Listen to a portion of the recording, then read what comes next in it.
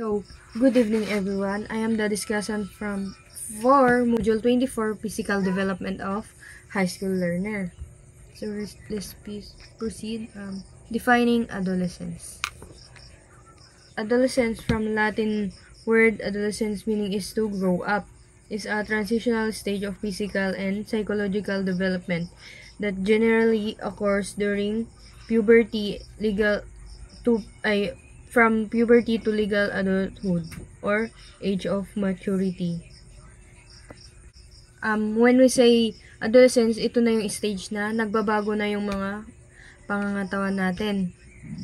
Ito na din yung nag-start yung mag-grow o yung pag-iisip natin, ganon. And for example naman sa mga babae ay yung widening of hips. Sa lalaki naman yung nagkakabuhok na yung kilikili, ganon. And sa adolescence, mayroon tayong tatlong stage. The first stage is early adolescence. Early adolescence characterized by puberty occurring between ages 10 to 12. During this stage, children often start noticing na mas napapabilis yung pag-grow natin. This stage na grow tayo lalo, and yung body changes katulad ng hair growth in armpits sa lalaki. Sa babae naman, widening of hips and breast development. And may iba namang babae na at age of 12 nagkakaregla na ganon. And next naman tayo, middle adolescence. Middle adolescence characterized by identity issue within this stage of 14 to 16.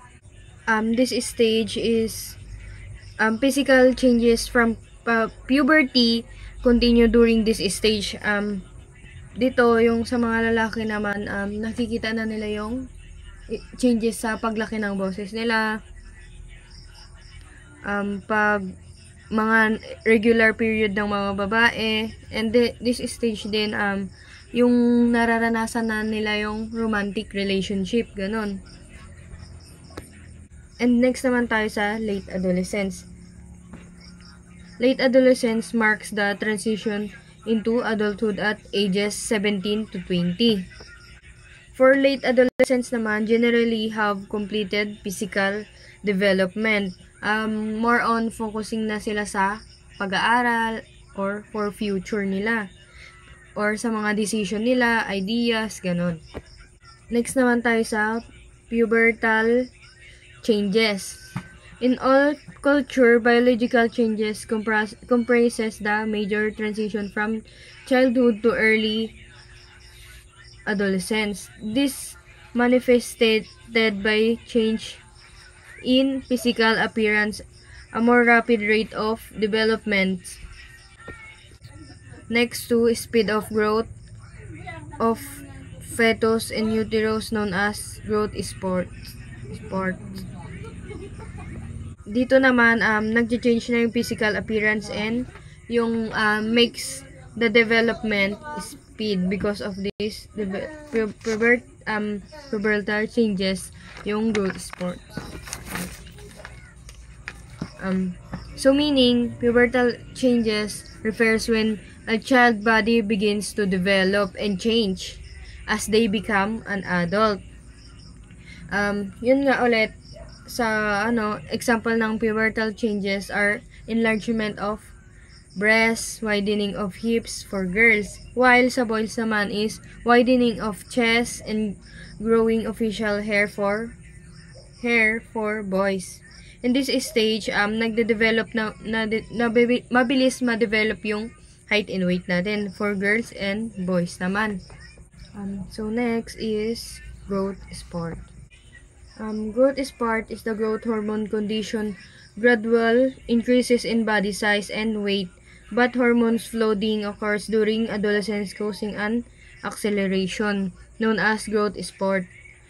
Body changes include change in body dimensional, like leg length, shoulder width, trunk growth rather than leg growth.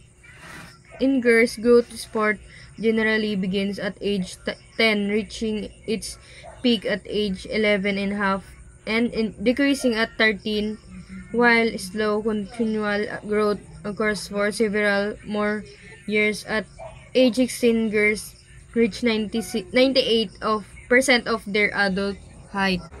So meaning the adolescence or the teenage growth sport is the fast and intense increased rate of growth in height and weight. Ito, mapapansin natin tong growth sport during adolescent stage of human life cycles. This growth practically occurs in all of long bones, most other skeletal elements. All muscular and skeletal dimensional appear to take part in the growth spurts during adolescence. Next naman is sexual maturity. Sexual maturity hormones are recognized to be powerful and highly specialized chemical substances that interact with bodily cells.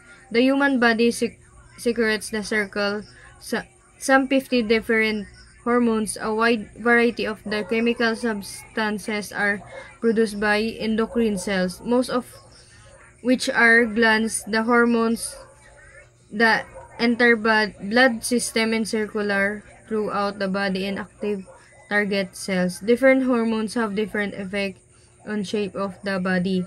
They help in body growth, develop metabolism, sexual function, reproduction, and etc. Dito naman sa sexual maturity, characteristic of stimulated testosterone is for boys. First bullet is growth of testes, scrotum, and penis.